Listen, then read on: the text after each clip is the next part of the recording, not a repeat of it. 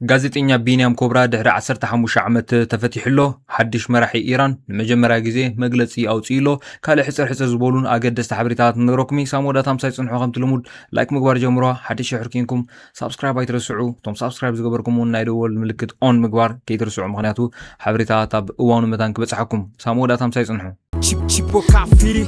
መግለጺ ሓድሽ መራሒ ኢራን ንወላዲኡ ብምትካ ኣያቶላህ እስላማዊ ሪፐብሊክ ኢራን ኮይኑ ዝተመርጸ ሙጅታባ ካሚኒ ንመንበር ኣቡኡ ድሕሪ ምትክኡ ንፈለማ እዋን መግለጺ ሂብሎ ኣብቲ ብመንግስታዊ ቴሌቪዥን ኢራን ዝተነበበ መግለጺ ሕነ ናይቶም መትካዕቲ ኣሜሪካን እስራኤልን ዝተቐትሉ ዜጋታት ክፍደም ምዃኑ ኣጠንቂቑ ንደም እስራኤላውያን ሕነ ኣብ ምፍዳይ ዓዲ ከም ዘይውዕል እቲ ኣያቶላህ ኣሚቱ ዘሎ እቲ መጠንቀቕታ ነቲ 110 ቆልዑ ተምሃሮ ዝርከብኦም 168 ሰባት ዝቐተለ ኣብ ልዕሊ ሓደ ቤት ትምህርቲ ዝተኻየደ መጥቃዕቲ ዘመልክት ምዃኑን እቲ መግለጺ የጠንቅቕ ኢራን እቲ ቤት ትምህርቲ ኣብ ፈለማ ምውላዕ ናይቲ ኩናት ብሚሳይል ኣሜሪካ ከም ዝተሃርመ ክትገልጽ እንከላ ዋሽንግተን ነቲ ኩነታት ንምጽራይ መርመራ የካይድ ከም ዘሎ ሚኒስትሪ ኩናት ኣሜሪካ ፒት ሄግሰን ኣፍሊጡ ነይሩ ምስ ጎረባብቲ ኢራን ዝኾነ ሃገራት ወሽመጥ ናይ ምሕዝነት ፖሊሲ ከም ዘለዋ ዝገለጸ ሙጅታባ ኣብ መጥቃዕቲ ክድሕና ግን እንተኮይነን ንወታደራት ማዓስከር ኣሜሪካ ከዓጽዋ ከም ዘለዎን ኣነጺሩ ዜካዚ ከም ግብረ መልሲ ናይቲ ዝቕጽል ዘሎ መጠነ ሰፊሕ መጥቃዕቲ ነቲ ዳርጋ ሙሉእ ብሙሉእ ተዓጺ ዘሎ መጻወቦ ሆርሞዝ ከም ዘይተኸፍቶ እቲ ኣያቶላህ ገሊጹሎ ቴህራን ብሰንኪቲ ስጉምቲ ዋጋ ዘይተጸራየ ነዳዲ ንበርሚል $200 ከም ዝዓርግ ከተጠንቀቕ ቀነያ ኣብ ዝሓለፈ ውሑዳት ሰዓታት ኣብ መላእ ኤስያ ዋጋ ነዳዲ ብ9% ወሰኽ ምርኣዩ ንሓደ ዘይተጻረየ በርሚል $100 በፂሑ ከም ዘሎ ይፍለጥ ጉጅለ 7 ንጠቕልላው ንምቁጻር ኣብ ዘለዎን ስትራቴጂካዊ መኽዘናት 400 ሚልዮን በርሚል ናብ ዕዳጋ ከፍስሳ እኳ እንተተሰማዓ ነቲ በብሰዓቱ ዝውስኽ ዘሎ ናሃርግን ክዓግቶ ኣይከኣለን ጀካዚ መንግስታዊ ማዕከን ዜና ኢራን ሓላፊ ሓይሊ ኣየር ስፔስን ኮር ሓለዋ ሰውራ እስላም ከም ዝተቐትለ ሓቢሩ ኣሜሪካን እስራኤልን ኣብ ልዕሊ ኢራን ኣብ ዘካየዶ ዘለዋ መጥቃዕቲ ዝመቱ መራሕቲ ሓለዋ ሰውራ ብዝሒ ንህዝቢ ኣይተገልጹን ይኹን እምበር መራኸቢ ብዙሓን ኢራን ሎሚ ሓላፊ ሓይሊ ኣየርን ስፔስን ከም ዝተቐትለ ሓቢረን ኣለዋ ብመሰረት ጸብጻባት እቲ ኣዛዚ እስማዒል ዳህጋን ኣብ ገዝኡ ምስ በዓልቲ ቤቱን ክልተ ደቁን ዓባይኡን ተቐቲሉ ይብል እዚ ከምዚ ኢሉ እንከሎ እስራኤል ኣብ ደቡባዊ ሊባኖስ ብዝተፈጸመ መጥቃዕቲ ነፈርቲ ንሓላፊ ወታደራዊ ኣሃዱ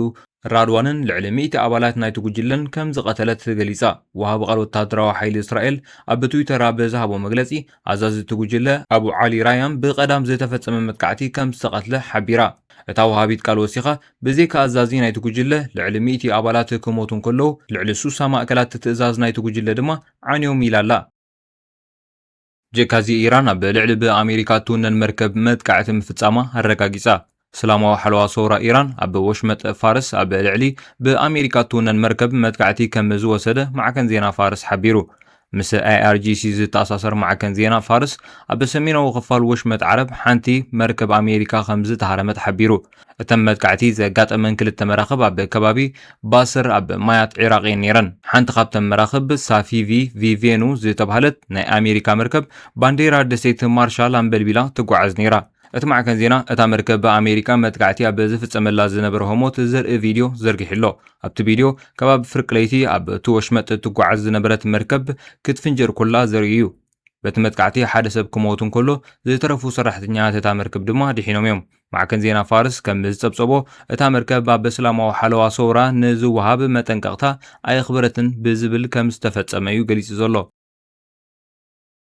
ኤርትራዊ ፍሉጥ ካርቱኒስታ ቢንያም ኮብራ ድሕሪ 15 ዓመት ተፈቲሑ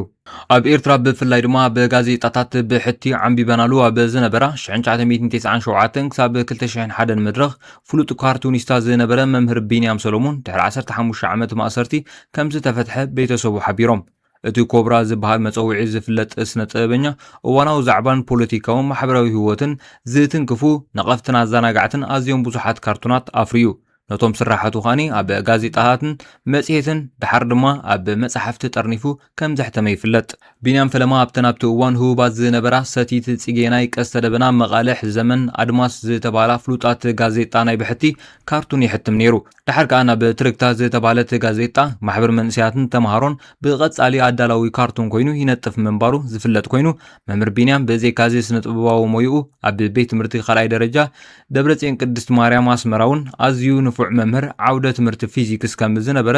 ረቂቕነት ገዛዩ እትብል መጽሓፉን ከም ዘሕተመ ይፍለጥ እዩ። ኮብራ ኣዝዩ ተዛራብን ተጫራቕን መንባሩ ዝፍለጥ ኮይኑ ምኽንያት መእሰሪኡ ኣበይ ተኣሲሩ ከም ዝነበረ ግን ብወግዒ ክፍለጥ ኣይጸንሐን። እንተኾነ ግን ድሕሪ ምፍትሑ ኣብቲ ብወንጀል መርመራ ዝፍለጥ ኣብ ማእከል ከተማ ዝርከብ ዳሕረዋይ ክፋል ካልኣይ መደበር ፖሊስ ተኣሲሩ ምንባሩ መቕርቡ ንቢቢሲ ገሊጾም። ቢንያም ኮብራ ሓንቲ ኢዱ ኣብ ግዜ ንእስነቱ ብሰንኪ ዘጋጠሞ ሓደጋ ተቖሪጻ ብሓንቲ ኢዱ ከም ዝዓይን ብጉለት ጥዕና ይሳቐ ከም ዝነበረን ክግመት ይከኣል።